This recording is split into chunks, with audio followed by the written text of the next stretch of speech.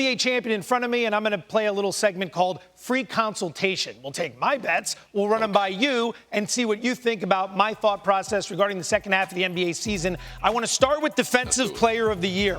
Rudy Gobert at a price of 14-1. Now, Victor Wembanyama is a runaway favorite at minus 310, but what if Wemby misses 4 or more games? He won't qualify for the 65-game threshold, and he'd be out of the equation. At that point, it's Chet Holmgren versus Rudy Gobert. I think the price is too good to pass up. With that one out of the way, here's where I wanted to get your thoughts. Coach of the Year, Joe Mazzulla in Boston, 6-1. Now, this award is all about exceeding preseason expectation. The preseason expectation for Boston was minimal. No Jason Tatum. Some people thought it might be a gap year. Here they are with the 4th most wins in the NBA and the 3rd best point differential, and Mazzulla's sitting there at 6-1, excuse me. Iman, do you agree or disagree, Coach of the Year, Joe Mazzulla?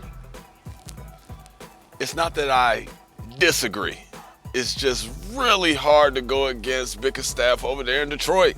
They did a great job over there. I know the Boston expectation wasn't as high knowing that Jason Tatum was out. But when I watch what Detroit does, especially at the end of the game, I see JD able to get next to Cade Cunningham and make sure that every decision down the stretch counts. It makes sure that it counts for something. And I think that when you have a bona fide star like Cade Cunningham at the end of games, that relationship between him and his coach has to be what's massaging this team and making sure that this team comes out on top. They're at the top of the East. All right, I can dig it. And with that in mind, let's transition to this. Eastern Conference champion, those Detroit Pistons you just mentioned at a price of plus 350. If you take Detroit and Pistons and you scratch it off the resume, you find a team that's number 1 in the Eastern Conference with a 5.5-game lead over the 2 seed. They're number 1 in the East in defensive efficiency. They're number 1 in the East in point differential. If you replace Detroit Pistons with New York Knicks or Boston Celtics, they'd be odds on to win the conference. But because it's Detroit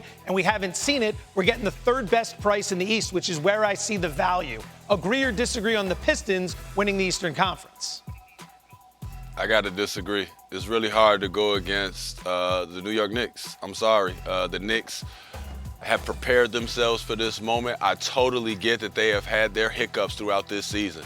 But when we talk about a team that when it's clicking and when it's time for winning, they figure it out. We don't know how they do it, but they figure it out. I think that we can trust and believe that the Knicks are the more put together team. They are the better playoff team, in my opinion, and with Boston being down a little bit due to injury early on in the season, I think that if they lose the Eastern Conference, then that'll be terrible for them, because this is their year to blow it open, get to that championship, and roll the dice. I'll tell you what, maybe we disagree on who wins the East, but hopefully your Knicks pick and my Pistons pick run into each other en route to winning the East, because that 6-game series to open the playoffs last year was an absolute banger. Iman, thank you.